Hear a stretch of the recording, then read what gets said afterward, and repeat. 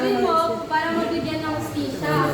Eh, kung titigilin mo naman yung buhay ng isang tao, parang ka na rin pumatay. Kasi yung mga masasamang ugali, masasamang tao, para magkaroon sila ng takot na gumawa ng masama, kailangan natin ipatupad ulit yan.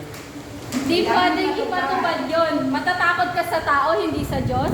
Matatakot sila na mawala sila kahit bago sila makagawa ng ano. Para matakot sila na hindi na nila gawin yon kasi alam nila pag ginawa nila yon, mamamatay din sila. Sabi mo,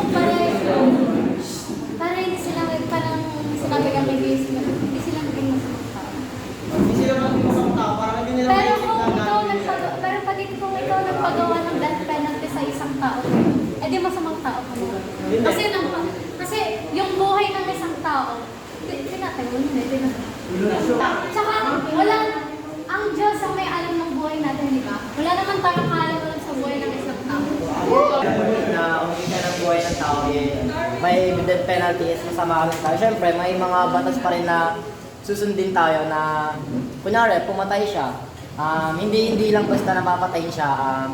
Pag kunyari, madami na siyang ginawa na kasalanan, doon lang siya bibigyan ng death penalty. Kasi marami na siyang kasalanan na ginawa sa mundo. And baka ulit-ulitin niya pa yun.